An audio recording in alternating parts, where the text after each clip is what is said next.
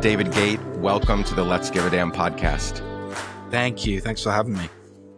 I'm so thrilled you're here. Thank you for doing this on a Sunday morning. We were supposed to do it on, a couple times, and then Friday, and then I had to cancel, and you so graciously are taking time out of your weekend. On the weekend, right before your book launch. How am I finding you today? How is your body, your heart, your soul? How are you feeling right now? Today's good. It's the weekend. So people aren't emailing me as much, asking me to do things. So yeah, good today. I'm finding that releasing a book, particularly, I guess, a debut book and a book of poetry, which is, artistic and vulnerable, is, like difficult. It's like, it's a lot of fun, and I'm really excited to have the book in the world, and people are just starting to read it now, and I'm getting those messages, that some really nice messages. But definitely, it's not just like when you speak at an event, or you do something like that, like you have the vulnerability hangover the next day. This is just like constant. Yeah. I'm in a constant state of vulnerability, binging, basically. So it's like, yeah. No, I It's good. feel that. We'll talk way more about the book in the latter half of this conversation, but I'll say this right up front that, I think it's incredible that you're putting this book out, not just because, this morning, couple things real quickly. This morning, I was sort of flipping through, reading a few of my favorites, sort of just to get me sort of revved up for this conversation. And I thought two things. One is, damn, like, how did I get so lucky to know you and others like you, right? Because I just think your art is so fucking, like, it's so valuable, right? So that was one thing I was thinking. The next thing was like, how do I make sure everyone in the world reads this book right now? Because I do think that I'm not saying this to blow smoke. Like, I really think that some of these poems, all of them, but some of these poems in the overarching thesis of this book of Rebellion of Care can prepare us for what's happening right now and what's ahead. So that's one thing I was thinking. But then I was also thinking about how, I was telling a friend the other day who's struggling through writing her book, her debut book as well. It was 7 years ago now that the first book agent approached me and said, you need to write a book. I want to represent you. Let's go. Like, you have a lot to say. You're doing this Let's Give a Damn thing. Like, let's figure it out. Let's go. You need to write a book. Well, here I am 7 years later, 3 book agents later, because all 3 of them got sick of waiting for me to, send them the proposal and like really get on the horse. Right. And I have no problem saying whatever to the internet, in person, on stage, but it feels very different. Tell me if you feel the same way, like very different with like the written word. Obviously, everything is permanent on the internet now, right? Like, you put a video online, you could delete it, but I could download it before you delete it, and then it's still permanent record. But it still feels so different with a book. Like, it just feels so permanent, right? Well, it lives in people's houses, like, it's not just this thing that you can refer to or go to. It's like, it's there. It's like by people's beds, like it does feel different, for sure. Yeah, absolutely. Okay, so we've got so much of to get into today, but before we get to the book, we have met, we have talked at length, over beers, over text, over whatever. But so much of my audience probably isn't super acquainted with you yet, and so let's begin with some who, what, when, where, and why. Like, I want to go back as far as you're willing to go back, and just figure out how you got here. Who are the people, places, and things that shaped you for better, maybe hurt you, maybe stunted your growth at certain points because of things they did to you or didn't do. Like, how did we get here, David? Like, you're at this point where you're, we're both approaching middle age. I feel young, but my age still is middle age. And a lot has gotten us here. A lot has happened to get us here. So how did we get here? Go back as far as you want and just start telling that story of who are the people, places, and things that made you. So I grew up in London, England, in northwest London, a little borough called Harrow, and grew up in a Christian family. Went to church every Sunday.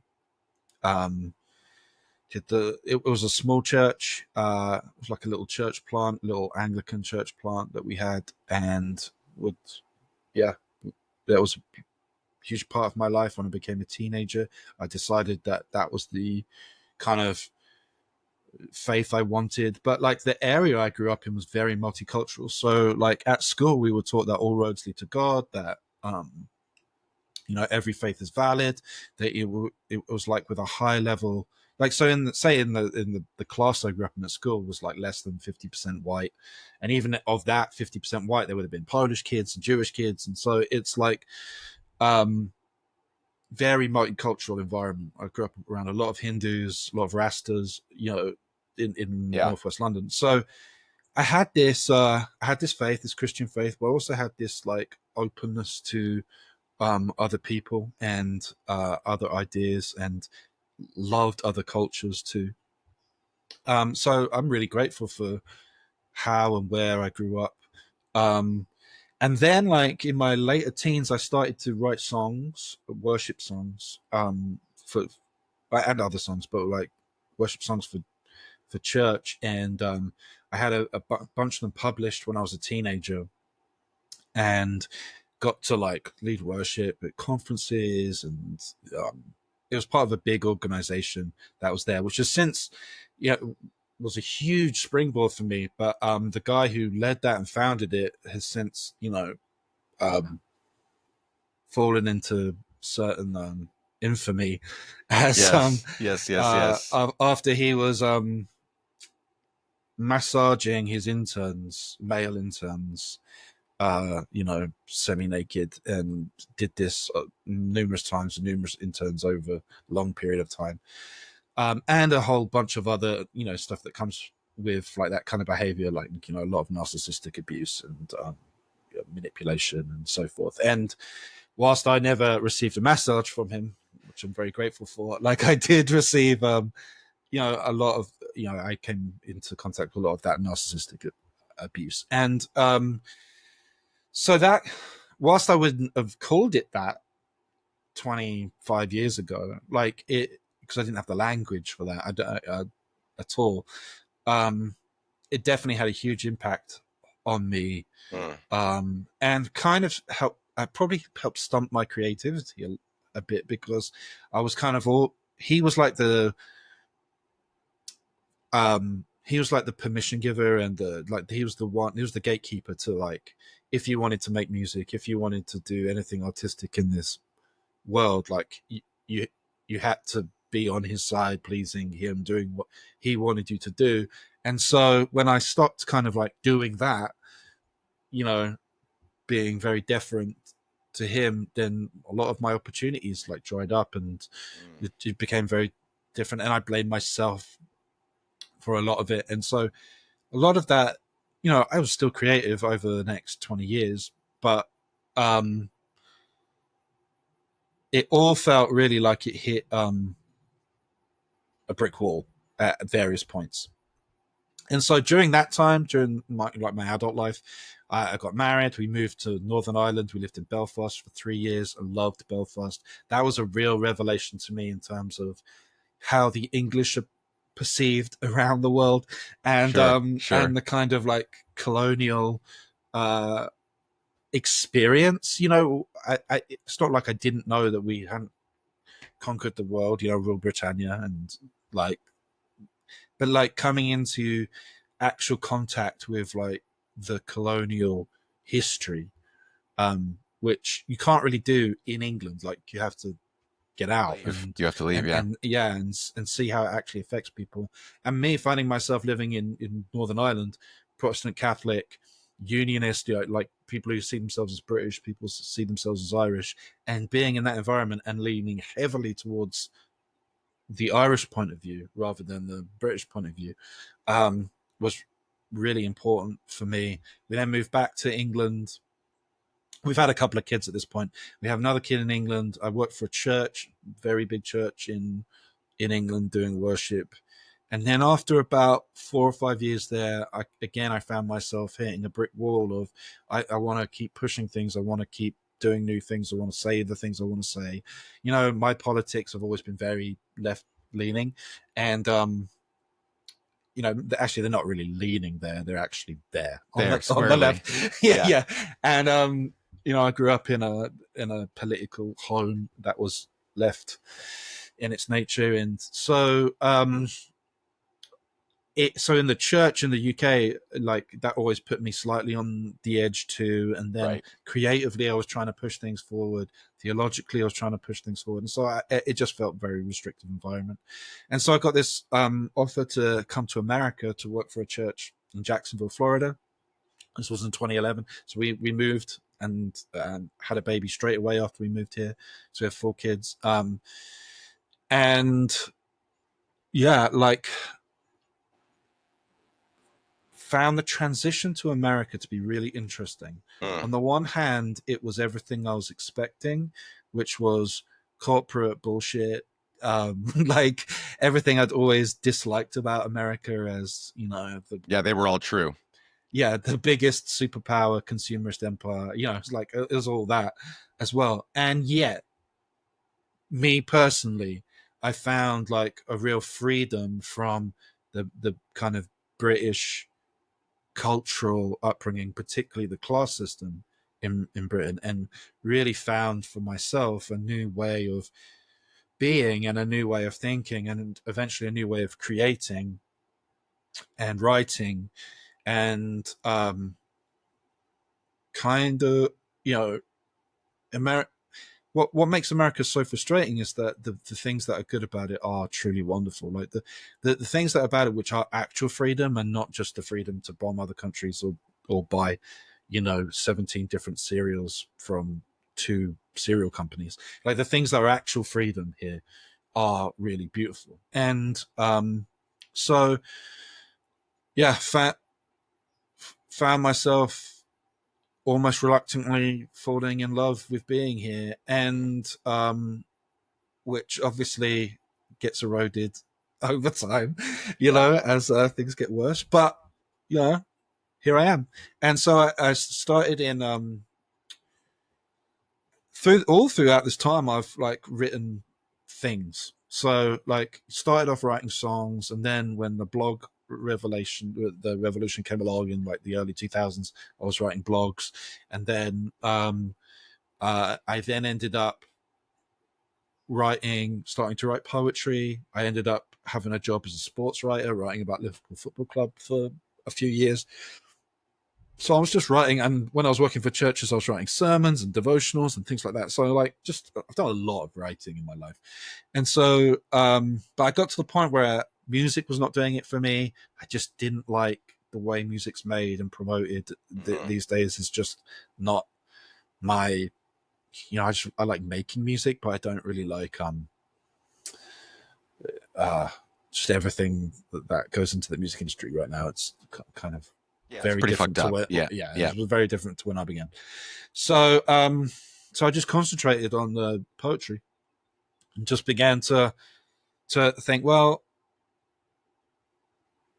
I've got all these things. I've got all these little crafted pieces that some feel very much like poems, others feel more like aphorisms, others feel more like prose, others feel like more like uh, kind of like proverbs, I guess, or something like that. And I eventually just thought, well, I don't need to know what they are. Like I can, they're things I've written. I can just release them. Like that's the internet age. I can Yep. just Yep. put them into the world and let other people sort out what they are and how they feel about them. And that's what I did, and I started doing that on Instagram.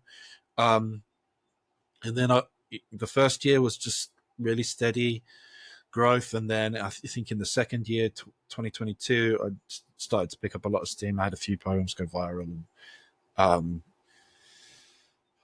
yeah, and then eventually started a Substack, and now most of my life is writing. So Is that wasn't that short, but No.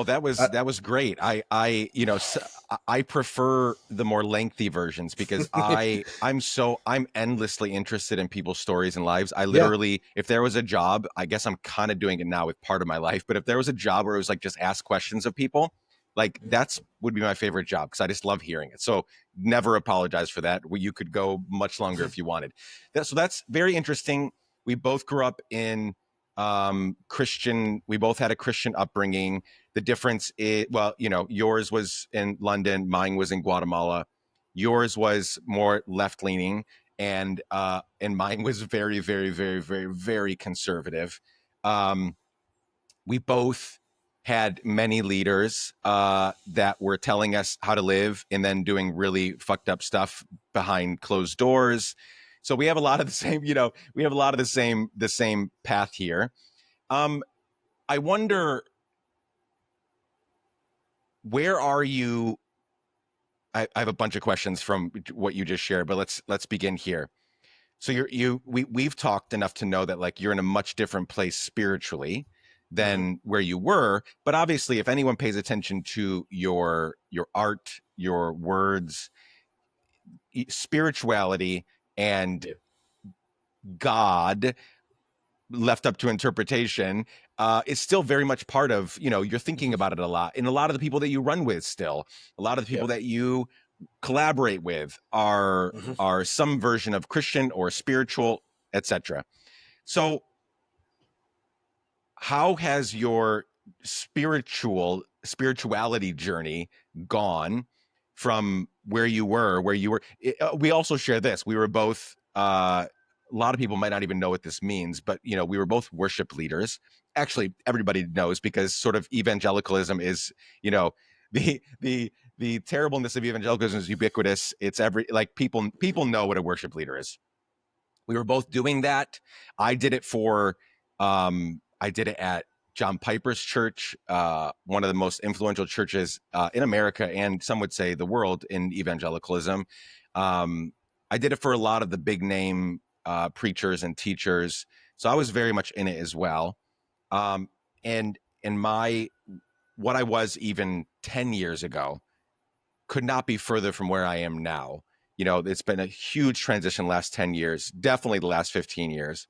So, yeah, maybe talk for a minute for those, I think a lot of my audience, because of sort of how I came onto the scene, they are, they might not know all of what we're talking about, but they have some sort of spiritual trauma that they are still dealing with. They're still licking their wounds. They're still seeing therapists about their dads and their pastors and their Sunday school teachers and shit. So, where what's the journey been like, and where do we find you sort of today in terms of your relationship with the divine?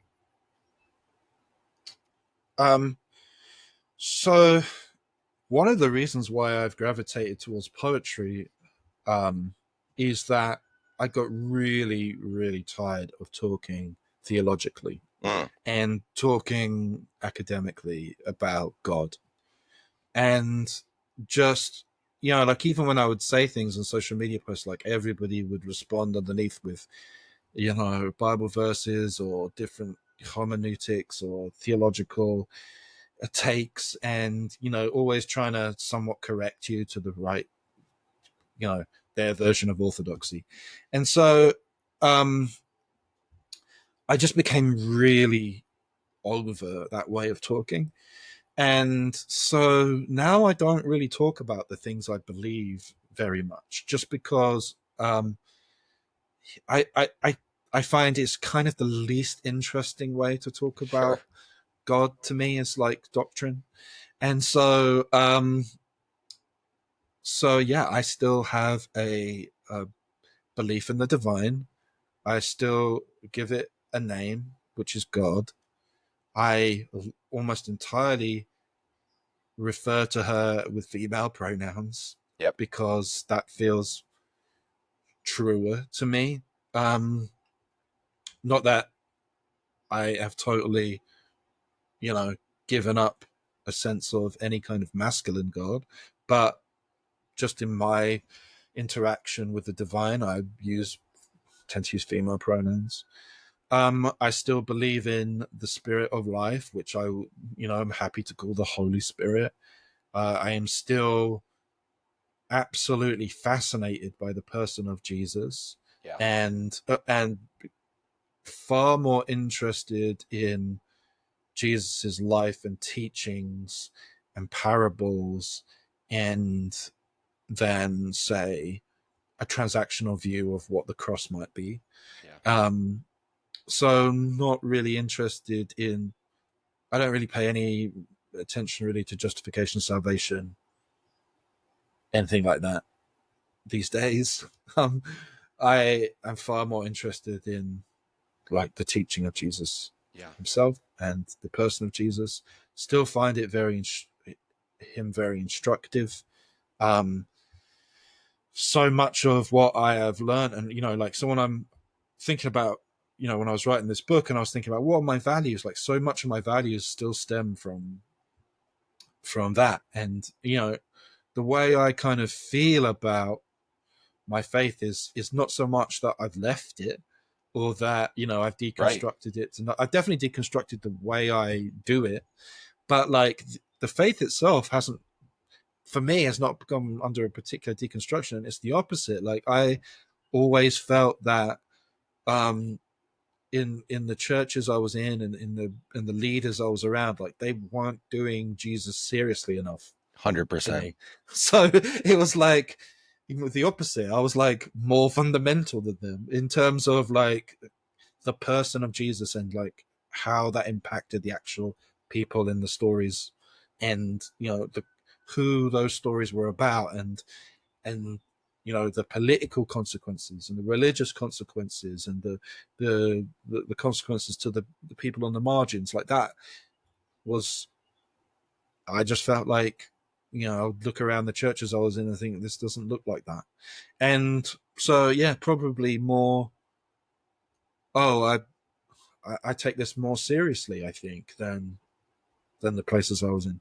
And so that was probably more my story. And because I didn't have to leave conservatism, like I didn't have to leave anything like in terms of my political journey, I did have to leave like kind of center leftism, but Sure. I didn't have to like get rid of an entanglement of kind of church and state or church and conservative politics, which almost all my friends in America who have like deconstructed or they've had to do a political working out, as well as a religious one, whereas I haven't had to do that. Like Yeah. that's probably the big difference Yeah, that's super with a lot of my helpful. friends. That's super helpful. I even though I had to do a lot more moving away from, my conservative cultish background, we do share very similar stories in that I love that. I love how you said it. You said that like, you didn't really have to, you didn't really deconstruct and you didn't lose your faith. In fact, it's actually a much purer, stronger, bigger version of it than before. And you're so right that most of the Christians that I have left and moved on from, they actually didn't give a shit about Jesus. They didn't actually care about Jesus because Jesus was a socialist who would much rather any day of the week hang out with poor people than rich people. Never said a word about abortion or gay marriage or hell or anything. All these things all these scare tactics we use to keep people in the closet or out of this fake lake of fire. Like Jesus never said any of that. And so what evangelicals have done and Christians at large is they're taking the word, they're taking second and third and fourth and fifth hand uh, accounts that are made up, most of them, as far as I can tell, from all these guys saying, God told me this and God told me that, and God told me to tell you this, and you're going hell and you're going to heaven, and don't do this and don't do that. They'd rather take the word of those people than the actual historic accounts that we have of Jesus and the way that Jesus lived, and the fact that and other religions and other spiritual practices take Jesus way more seriously than Christians do. Yeah. Like my Muslim friends, Yeah. they take Jesus way more seriously. My Baha'i friends, they take Jesus way more seriously. Like there are so many others take Jesus way more seriously than the Christians who claim Jesus, right? Like Jesus is our guy, but you don't actually care what Jesus had to say, or else you would be just an absolute raging revolutionary socialist, and you would never take shit from any of the powers that be, and you would burn all of their stuff down. Like you would burn all of their car dealerships and their buildings down, and you would do anything to make sure that the poor had food and water and clothes and a house. So you don't actually take it seriously, right? And so all that to say, I get questioned a lot, valid questions by a lot of my friends who have left their faith. They Mhm. don't want anything to do with it anymore. They are atheists or agnostic or whatever. Most of them they've not shifted to another religion. They've just left it all, right? And they've been Yep. hurt. They've been very validly hurt. And so I get questioned a lot. Why are you still in it? Why do you participate in this spiritual community? Why do you go to mass? Why do you do this? Why do you do that? And I'm like, man, I some days don't know how to explain it, but if you want one word, it's Jesus. Like, I really think Yep. Jesus is awesome, and Jesus gave us this incredible way to live, Mm. and Jesus taught us how to speak truth to power. Jesus taught us how to live, and I can't forsake that, nor do I want to forsake that. Um, and so, yeah, it's actually gotten stronger and more true to what I think faith in a divine being is all about. Um, I love that. I love that so much. And yeah, even in our house, like we were raising our kids as, up until a few years ago, we were raising our kids as Christians, as, good Christian Anglo Catholics do. And, they were baptized when they were infants, and we were sort of catechizing them. What is the chief end Yeah. of man? The chief end of man is to glorify God. And, they had all these things memorized, right? We tried to make it fun, but we were really like imposing this sort of thing on them. And it got to the point where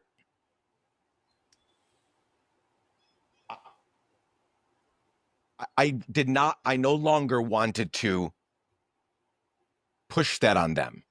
I wanted to now show them what it Mm. looks like to be a follower of Jesus and a follower of good and a follower of just being a good person, and show them, hey, this is how Jesus has affected me. Like, do you feel that way? Like, ask more questions. And I don't know how you're doing it with, your kids. We're obviously, both of us, I would imagine, are doing our damnedest to raise kids that love and care and are going to be, good humans as they grow up. Um, but that was something that changed as my faith got more real for me. I actually like I As it got more real for me, I stopped consciously and subconsciously like proselytizing, trying to get other people to like, hey, it wasn't a guilt ridden. I was no longer, I had already like, hell, that was no longer part of the conversation. I don't actually know if there is a heaven or what heaven's like, but I'm not honestly concerned about it. It was more, it was more just like, hey, like, don't you want to follow Jesus? And I just stopped that altogether. I was just like, let them figure it out. Let them find the way. I found it. It's working for me. It's influencing my work. Like, if I was to look layers deep at why I do everything I do, why I've spent the last 2 years raising just tons of money for Palestine, and why I have lost a lot of work, the last 5, 6 years, why I do all this stuff. It's Jesus, at the end of the day. Yeah. I'll stop talking. How have you, for those that are raising children, Yeah. then we'll move on to other things. Those of us that are raising children that are listening, and those of us that want to raise kids who, for the sake of this conversation, give a damn. How are you doing it? What's sort of your process as someone who has this sort of very evolved version of faith? You're obviously a deep thinker. You're sort of taking in everything the world has to offer, and you are channeling it into really good art for all Mm. of us to consume. How are you? And you're raising. I'm raising kids in Manhattan. You're raising kids in, you know, outside of Asheville, North Carolina, right? and you've got acreage, right? Like you've got One acre. One you got acre. okay. Sorry. You got 1 acre, but you have much quicker access to acreage. You have quick to the outside. Yeah, yeah. Like it's different environments altogether. How are you and your partner, thinking through raising kids in this fucked up world? Um, yeah, I have never been comfortable with proselytization Yeah. and evangelism. So like even when it was like even when I would feel guilty about that and that it was what we were meant to do, and like every time you get on a plane you're meant to talk to the person next to you about Jesus, and like that kind of Christianity was the Christianity I was given. I never felt comfortable with it from a personality point of view, but also from a like just a faith point of view. I never thought it was my responsibility to get anyone to join my team. Like that just felt weird and gross, Yeah. and It is. it like it always felt like it crossed boundaries of consent. It felt like it always crossed. It just felt gross to me, and over time I allowed myself to feel that, and then then eventually I was like, oh no, I'm right. Like that, it is gross, and like I just shouldn't do it. And so I definitely think like for a long time, one of the big guilts I would feel it, and kind of like existent. I didn't even really have like a particular upbringing that hammered down hell Mm.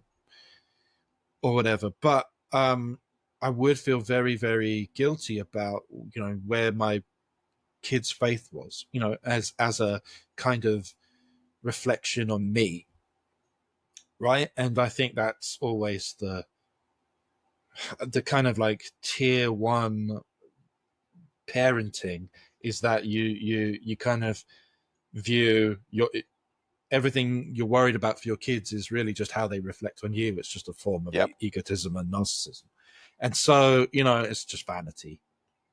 And so eventually getting beyond that, or allowing myself to, I always wanted to get beyond that, but like allowing myself to get beyond that and get to the point where, which is actually a more faithful point of view, which is you just let it go, and you let like I can't get my kids to do anything I want them to do.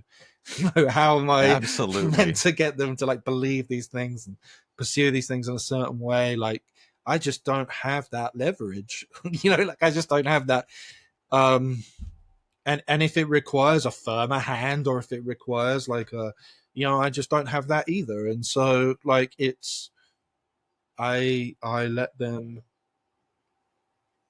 them become who they're becoming, let them be who they are, and let them become who they're becoming. And I'm far more interested in like their character, um Absolutely. and so that's where I will like be instructive and get involved, is like, this is how you treat other people, like this is what it means to be a person in the world, like, you know and like we live intentional lives in terms of how we live on our little homestead, but also how we engage politically, how we engage in our community and all that stuff. So like our children are witnessing. Our kids are older now, like our oldest is 20, we have 20, 19, 17, 14. And so like they can read what I write online, and they can see what I'm doing. And so yeah, and I'm really proud of the people my kids are. At this point in their lives, they're really great friends and amazing. They have real amazing sets of values, and much of which is developed on their own or with their peers, has really got nothing to do with me. And so that's, are they good people? Are they ethical people? Are they generous, loving people? That's all I care. That's literally all I care about. Yeah. Absolutely. I'm right there with And you. but the thing is to allow yourself to be like that, and it's like I have to allow myself to be like that. It's a certain kind of agency I was not given from 100%. religious upbringing. It's something I've had to find, like, oh, I have total agency to kind of raise my kids how I want to. Yeah. Yeah, that took me far too long, our kids are a bit younger than yours. Our eldest is 13 and we have 3, and our youngest is about to turn 11. They're 11, 12, 13. It took me Irish far. twins. Yeah. Yes. Irish Yes. triplets. The first 2 were Irish twins. Yeah, yeah. It took me far too long, and I still have guilty moments about this, and they don't last very long because I'm beyond all of that. Like, what am I feeling guilty about? But because they're actually really, really, really, really, really good humans so far. Yeah. But it took me far too long to really not just figure that out, not just realize that, but also like begin to parent that way, begin to parent them that like, here are the things that actually matter. Everything else, it doesn't fucking matter. It doesn't. Like, Yeah.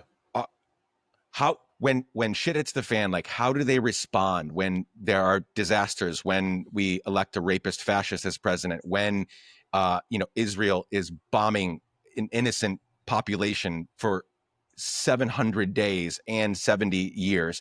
Like, how do they respond when they're faced with these things? And they surprise me all the time. Like, the guilt kind of goes away when I realize that, like, oh, in all of my missteps along the way, we actually did they're doing it on their own, but we are also informing them. Like, with all the missteps that have happened over the years, we actually are creating some really good humans, because when that just happened, I would never have responded that way. My upbringing was full of abuse, full of guilt, full of God is going to kill me.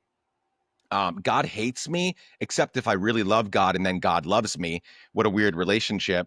And so it's like they're being raised in a home that is just so vastly different. And I honestly, like, I love it and I can't wait. Some people are like, how could you bring 3 kids into this world? I'm like, because we need good people. We need good kids to be raised to take the torch, right? Like, I'm all for people. I have several siblings who also experienced abuse growing up in our large, very conservative, fucked up home, and they won't have kids. And I'm like, I totally support that. I totally get not wanting to have kids.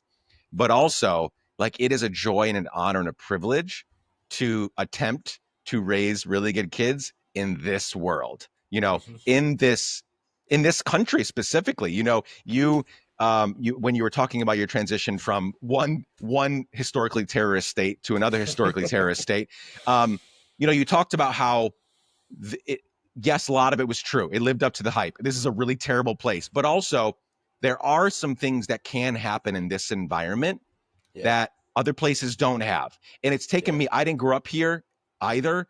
I grew up in Guatemala during a war and then eventually moved back here. But like, I still struggle to see any benefits of living here. And when you said that, I was like, oh yeah, like, we do get to create, we do get to protest in certain way. We do get to do a lot of things here. Not that any other place you can't do, but in so many other places, it's just not, it can't happen that way. And so I was actually really grateful for that reminder of like, Nick, stop hating every moment of your life here and start embracing the few positives that are, Yeah. that do exist here.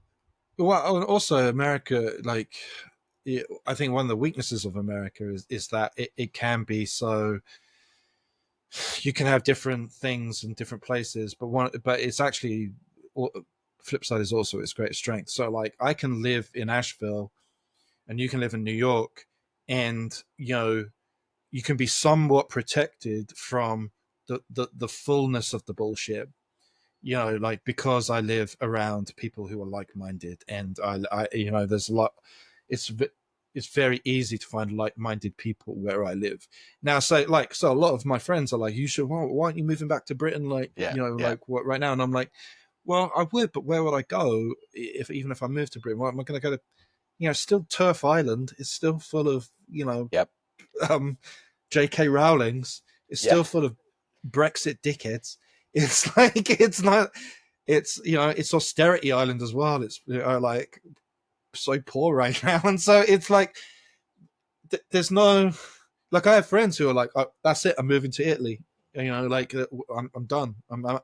I'm moving to Italy, and I'm like, well, Italy also has a fascist government right now, and like, the most fascist. And also like, is incredibly racist. But you're a white person moving to a country where you don't speak the language. Like you can, you're just, that's an incredibly privileged thing to like say, I'm going to move to Italy and have this better life and just have this food. And, like, I, to me, when I think, would I rather run away or would I rather fight? And I'd rather fight. I, Yeah. I'd rather, I'd rather stay and do some damage to what they're trying to do. And like, there's so many people here who cannot leave. Yep. So what am I going to do? Just abandon them? Like, Yep. fuck no, Man, that's fuck such that. a it's such a good point. I have wanted to leave so many times. And Uh I don't like people who do leave. I get it, right? Like no, totally. I totally get it. And like we have neurodivergent kids, and we have a trans kid, and it's like, do I really want to be here when as this hatred is rolling out everywhere? But also, like, I want to fight. Like I want to stay. And Well, yeah, no, this is yes, 100%. Zero shade to anyone leaving. How can I help you pack? What yeah, do you, yeah, what do you need yeah, my help with? yeah, 100%. But also, I do think it's incumbent upon us, especially artists and people that have something to say, not just something to say, but something to say that is connecting with people, something to say that people are validating, saying, "Hey, like we, whatever you're doing, we need more of it. It's helping us." And I'm sure I know you get those messages. I get them as well. And it's enough. Like, not that we couldn't make this art or do this stuff, this work from wherever yeah, we could, but it's different being here in for the sure. fight, showing up at the rallies, having queer kids, having um all the stuff that's going on, like participating in all this stuff here versus lobbing stuff from the Yeah, outside. And again, that's not a bad position. The fucking greatest James Baldwin did that. yeah, He had to leave for different reasons, but he left so that he could he spoke his best stuff from the outside in. But I'm yeah. not I'm not in You're any not way James comparing. Baldwin. No, not quite. Okay. um but yeah, I love that. So let's use that little bit to transition into talking about the book, because that's what we're here primarily to do. Yeah. I loved the first part of our conversation. I love you so much. You're amazing. A Rebellion of Care. Mhm. I love when you told me the title months ago, whenever it was. I just like it. It impacted me so deeply. It's so simple. It's so powerful. It's so big. And again, these are very common words, but you putting them together in that way, and then within the two covers of this book, putting together these poems and essays, it's incredibly powerful. Tell us sort of how this book happened. I think we can all guess given the times that we're in, but and sort of you coming on to the I'm now a poet scene during these years, right? Mhm. Like maybe you'd be focused on different things if you had been a poet since the beginning, but you Yep. really taking your wordsmithery and shifting it from writing songs for church for God, then just writing different, and then shifting into poetry, which I believe to be one of the, like, it's a top tier art form. Like, I think this is what I truly believe. I don't know if I've said this to you before. Like, I do a lot of stuff with artists. I'm deeply in the arts world, and I consume art every hour of every day in some way, shape, or form. And I love so many of them. And I have my rankings of like the ones that sort of feed me the Yeah. most. I truly believe that if you were to lump your like six or seven together, like poetry is the thread that holds them all together. Like I Yeah. truly believe that. Well, I truly believe that. we often use the word poetry or poetic to describe other art forms, So and so true. like we were like, oh, that music's poetic. Like Kendrick's a poet. Like we would say, like that. What they're doing, that dance, the way they dance is poetic. Like so, it's it has this inherent kind of default quality because words are also the thing we all share. Like words are our common ground, and um, language is. I mean, it in many ways to have language is to be human. Yeah. And I there's a whole conversation, an ableist conversation about that, that that we Sure. can get into. There's a lot of nuance to that. Let's just say before Of course. I get accused of being ableist.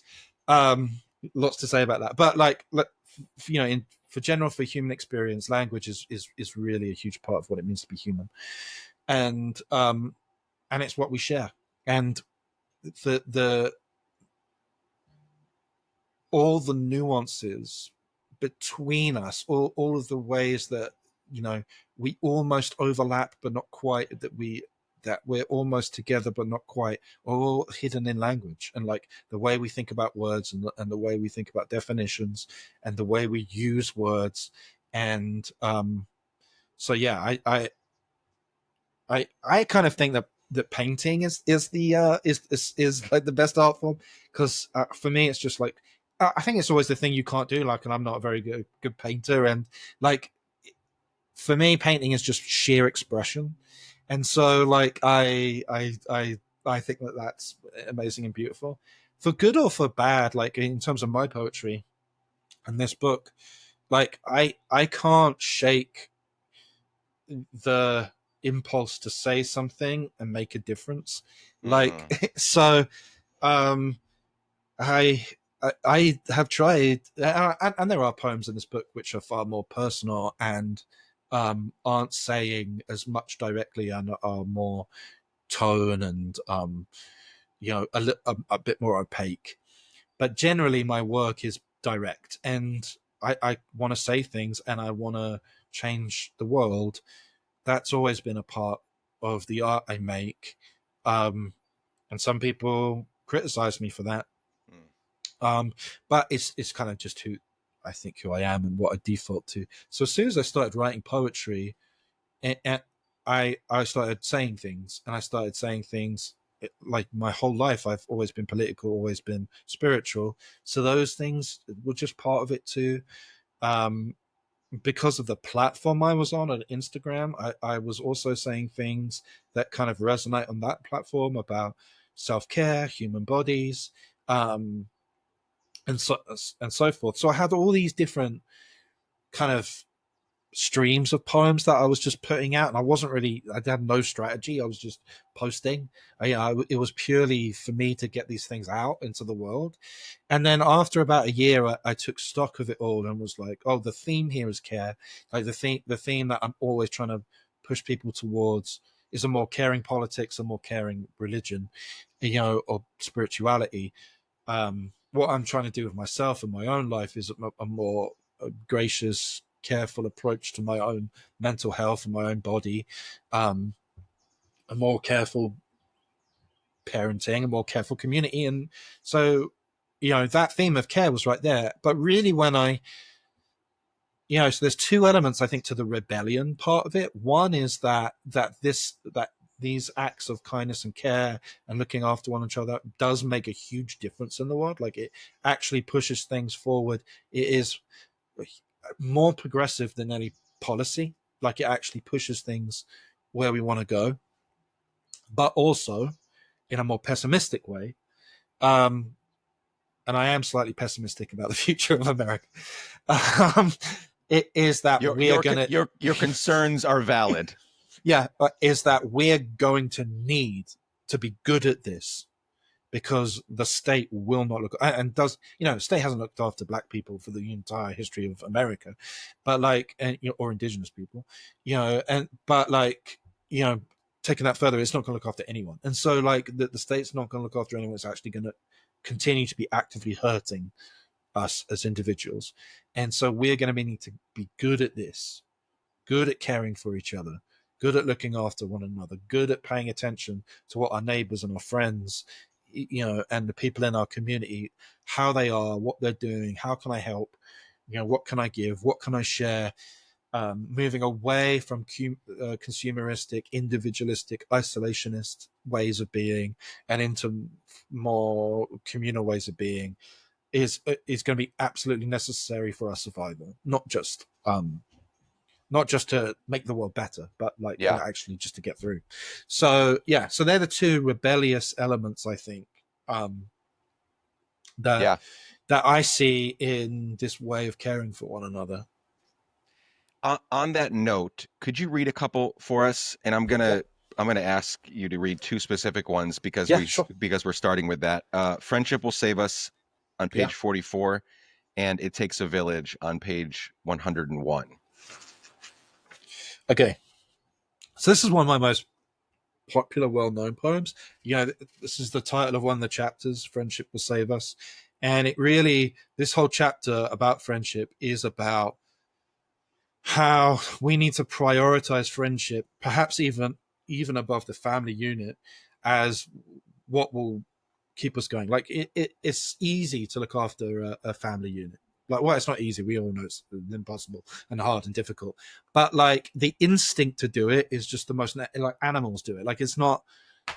But what makes us human is the ability to form real friendship and to look after each other beyond the boundaries of blood. So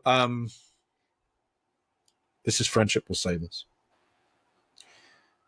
Friendship is what will save us. So fall deeply in love with your friends. Date them, woo them, pursue them. Mark your anniversaries, celebrate your victories, take care of their names when they're not in the room. Create a space for them where all truths are tender. For intimacy doesn't have to be reserved for romance, and crushes do not belong only to lovers. So don't hide it when you find a bona fide ride or die.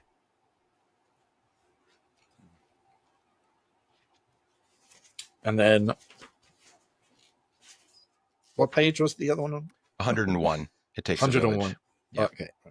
at least in the version I have, which is It, the arc. yes, it's the same in the real copy. I need to get one. I'm excited. A little I hardcover, think you are baby. getting one. I think I'm sending you one. Oh, amazing. I think maybe, or maybe you have one. I don't know. Um, okay, it takes a village. It takes a village, but there are no villages out here. Only suburbs, an endless city, only ghost towns, where the bonfires burn low, and the barns are no longer raisin, and the rusted water towers lean. Where are we to go? There is no where I can see. I can only see how. Will you be my village? That that Will You Be My Village hits me very much like Fred Rogers' Won't You Be My Neighbor. It Yeah, does. yeah, yeah. I didn't think of that, but yeah, it does. It It it really it is. it really does. I couldn't agree with you more. So much of the focus of I've been having conversations for months behind the scene with my mentors and my advisory board because things are about to shift in the Let's Give a Damn world. And I'm creating this new project called Good Trouble Supper Club Mm. for this very purpose because, black and brown people in communities, they they know how to do community really well. It's in their blood. It's in their DNA because they've had to survive so much fucking shit from the world for centuries. They know how to do mutual aid. They know how to take care of each other. Um, and I see so much of that sort of those intimate friendships from the first poem in those communities. Um, White people do not.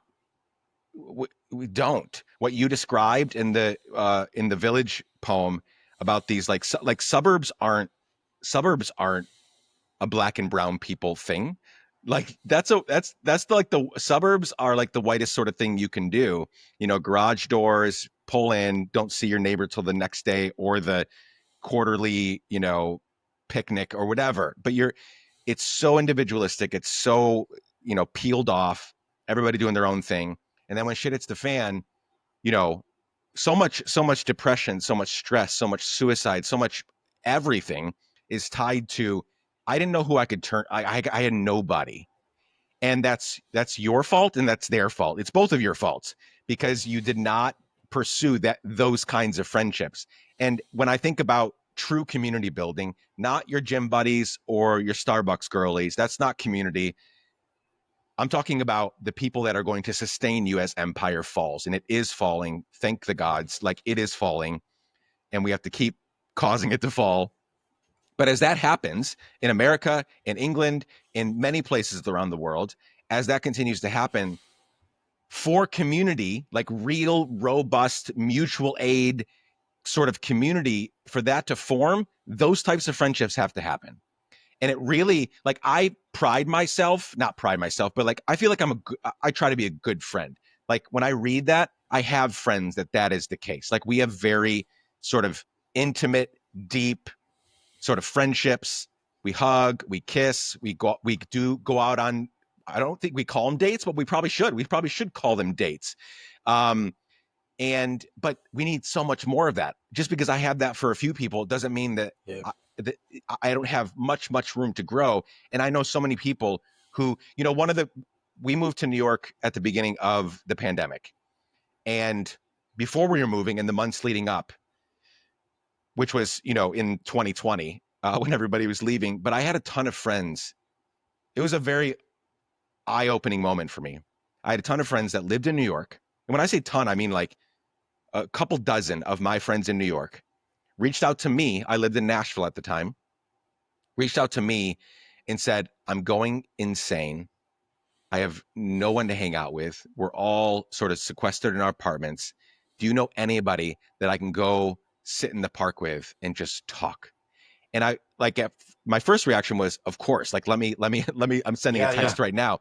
But the sad part of that was like, why the fuck, how the fuck, who the fuck, like, what is going on here that you are asking me, 1,200 Yeah. miles away to find a friend for you to go to the park with that probably lives, a couple streets away or whatever. Yeah. And it's not a criticism of those people. It's just like, it's an indictment. We have to face the reality that these friendships are not happening. And if we don't form those friendships, we don't survive what is coming. Yep. For sure. Like it it makes us stronger as well. Like there's no way, like if you have any plan to resist, like if you have any inkling in you to resist, this Christo-fascist takeover of America, um, then you have to be committed to doing this. And like this is where I start to sound a bit like a boomer, but or like an old person, not screw boomers, but Yes, screw them. They but ruined everything for us. no, I know. I know. I always get whenever I have a go at boomers, I always get complaints from boomers. Yeah. But like the age of the flake, the age of like bailing on your friends, like we have to address that. Like we have to address like, and we all do it. Like we all want to like, we make plans and then it comes to fulfilling the plans and we just don't want to do it. And like, we need mental health time. We need, and of course, like, look after yourself and all that. But like, I think we should be thinking twice about not seeing our friends, like, because it's, you talk about mental health help, like that. I mean, the studies show like the best thing is to be around people, like is to be like it. The biggest cure for depression is friendship. Like we just gotta. I think we just gotta bite the bullet sometimes and meet up for that drink and that coffee and that that hangout. And even when it appears on a day where you've had a shitty day at work, like, yeah, I do think, like you maybe get your mental health day today, but like tomorrow you're going to need a friend. Yeah. And if you keep bailing on your friends, eventually they start texting other people. Like it's just how it is.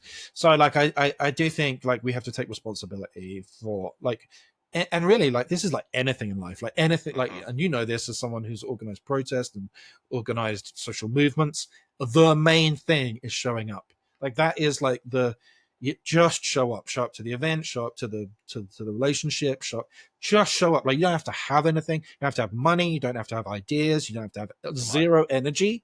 You can show up with zero energy for anything, but just showing up, getting there, is like 90% of it. Like that.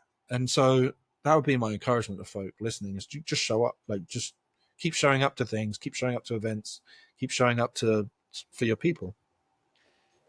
Incredible. That was a great sermon that you just preached. Yeah, thank you. Amen. But no, it's so true. And for those listening, I don't want what we just shared to feel cumbersome. It can feel heavy. There's a lot going on. You've got student loans and kids and 2 jobs and life's fucking insane. I totally Yep. get it.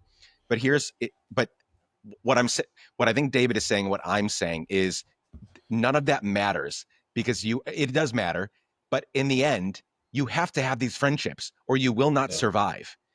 And one very practical thing that I do for people are like, how do you do it? Well, what I because I am so busy, I keep lists. Now, some people come to mind automatically all the time, but I literally keep lists, people to reach out to every week, every month, every quarter, Yeah. and every year. I have lists of people and I have alarms that I set because I know that I'm just a human and I have a lot going on. And so I need an alarm sometimes to say, hey, when was the last time you reached out to so and so? Just reach out, say hi, give them a random call, send them a text, whatever. But like reconnect that thing there. Um, and we're gonna need just set some alarms, make some lists. That is Yeah. a good way to get started. And like, I'm not interested in I know, I want to make that clear from what I just said. I'm not interested in like putting some kind of moral judgment on people, like, oh, you fake, Totally. like, oh, you're a terrible person. Who gives? The reason that we are this way is because of the system we live in. Yep. And like, we do have 2 jobs. None of us have enough money. None of us have enough care that should be coming from our institutions, that just does not happen. And so like, we are alone, and so it's not moral judgment. It but it but what it is saying the only way we resist this system, the only way we can dismantle this system, is by showing up for one another. That's the only way. We can't just do it by posting online, or like, watching Netflix. Like, it's just not going to happen. Like, the only way we can change our actual physical reality is to show up. Incredible. As we begin to wrap up, um, I could talk to you forever. We definitely need to do like a round 2 at some point. Yeah, for sure. Maybe a live. We still need to do something We do live a in New live York. thing, yeah. We Yeah. talked about we were supposed to do it a couple months ago and it didn't work out. I think that was more on my end, but I've got some ideas that I'll text you about later. But as we begin to wrap up today, you're an artist, but even artists need to consume art to say Uh-huh. sustained. Um, who are you? Doesn't have to be any particular people, I guess. It could even be the general art form. You mentioned paintings or paintings Yeah, earlier, yeah. but like, who are you consuming right now that is sustaining you to be able to make the art that you make, and to just to be a person, but also to make the art that you make? So one album that I've loved, that's a very recent release, is it's called Self-Titled by K Tempest. And K Tempest is a poet, rapper, musician from London. Um Trans male, and has transitioned in the last 5 years, I guess. Um and so this latest album is really, it's called Self-Titled, and it's really about, it's not called K Tempest, it's called Self-Titled, like, it's actually the word Yeah, Self-Titled. And it's about self, and it's about knowing yourself, becoming yourself. um and it is phenomenal. They are one of the best um lyricists in the world right now, I think. um So that is an album that's been sustaining me. I've been thinking about the movie Sinners since I saw it. It's such an achievement to have something that says so much, says so much about our culture, and about the world we live in, and yet be so much fun as a movie too, and just be so moving as a movie. Like it does, it covers every base. Like it's just such a.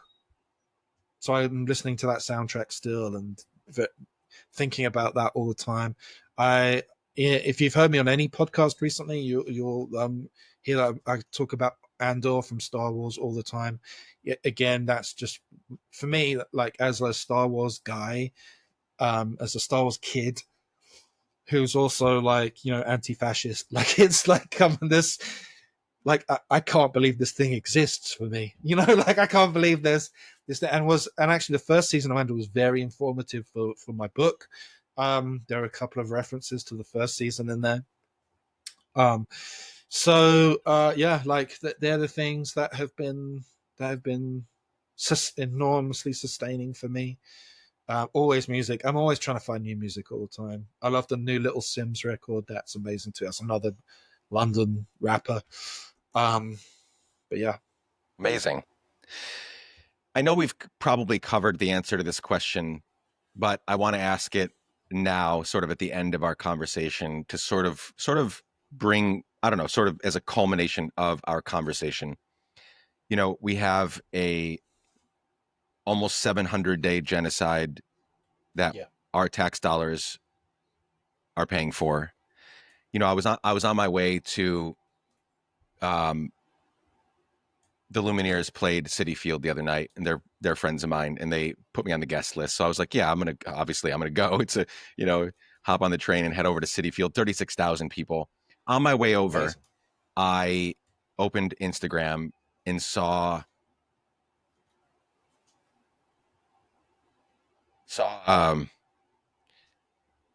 a Palestinian baby with no head, um, and I almost I literally said "fuck it" out loud and was like, I'm going home. Like, how can I go?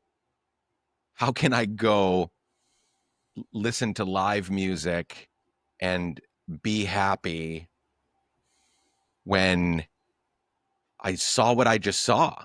Like, how am I not burning everything down right now? Like, right now. And so here's the question. As we see those things on our screens, um, we literally have a rapist president that is literally trying to become a forever president, doing whatever the hell he wants, who is clearly on the Epstein list and now is burying that. We have ICE that is stealing our neighbors, unlawfully kidnapping our neighbors. We have so much, so much. Like, it is absolutely and entirely overwhelming to think about all the people within a stone's throw of our homes and across the world that are suffering, some of which we can help and some of which we cannot. How are you hoping that this now permanent record of poems and essays, A Rebellion of Care, how are you hoping that people will use this book to stay in the fight, to stay hopeful, to not just give up? My uh, my hope is for the book that it helps you feel a little more alive, whether or not it's moving you. I'm hoping that there are a few things that will make you cry and that will really hit you emotionally. I'm hoping there are a few things in the book that will make you laugh. I'm hoping that there are a few things in the book that will make you reconsider how you view the world. And so I'm hoping that helps you make you feel a little more alive. I'm also hoping it makes you feel a little less alone. Hmm. And so, that there's, at the very least, I'm out here thinking and feeling similar things and writing similar things, but knowing that there are hundreds and thousands of other people who are experiencing the world in the same way. And like, this kind of disconnect, this total, um, juxtaposition of life that we find ourselves in right now, where you're going to a Lumineers gig but seeing atrocities. This is what we share, that you and I share that experience. Yep. Like, and so So true. we can bond over that this very dissociating, disconnecting experience of life right now. We can share that. And so that's the thing. My encouragement would be to begin to share that. You don't have to resolve it either. You don't have to come out like one of the things that, and I'm sure you're like this, and I'm sure many of your listeners are like this, is kind of feeling some sort of like guilt and helplessness every time something good's going on in my life, right? Yep. But I do feel like, what one of the things that crushes me about Gaza is that these kids and these families cannot experience those things right now because of the bombardment. And it's like, we don't have to rid my world of all those things too. It doesn't like give it to them, which is what I want to do. All it does is it takes more joy out of the world. And so, like, I find, if you're mindful, that you can go to that Lumineers gig, enjoy it, and think, I want this for the people of Palestine. I want this for the people of Gaza. I want them to be able to go to an open air gig in the summer, enjoy their music and their culture, and be free from worry about bombs. Be free, like, this is what I want for them. And like, you can do it in a mindful way that actually focuses you and re-energizes you. In the things in your life that you enjoy, by enjoying art, by enjoying it, food, like, you can do it in a way that says, and I want this for the people of Gaza, and I want this for the people of Sudan, and I want this for the people of Haiti. And it doesn't have to be this thing that makes you feel guilty or ashamed or helpless. It can actually be something that inspires you. I hope. No, I But think. Well, I was yeah, going to say, if the irony is that if we don't do those things, if I don't go to the Lumineers, if I don't go eat an incredible meal at my favorite vegan restaurant, if I don't take that trip, if I don't do those things, it's actually harder to do the work when I had it the is time to really, do the yeah. work, right? And that's Yeah. the irony, is you're like, oh, I feel so bad. But if I didn't go to the Lumineers and have one too many drinks and hang out with my friends there, and like, really, I mean, it was a magical 4 hours. Like, if I didn't do that, I would have less fuel in my tank today than I Yeah. did before that show. And so, Yeah. it's this push and pull, it's this tug, it's the tension that we have to sort of, I think, dive headfirst into, and just live with that tension, and go have the meal and go to the show, and then be ready to show up for work when it's time. Yeah, and to be gracious to yourself, like, Yeah. to actually be generous to yourself in all of this, because it is so hard. And we're the first generation that has to do this, watching it on our phones every 5 minutes. It's incredible. So it's It really difficult. is incredible. A Rebellion of Care. Friends, go pick up a copy or 2 or 10. I always recommend bookshop.org because it supports Yep. local bookstores. If you have to, fine, overnight on Amazon, whatever. But try to get it from bookshop.org.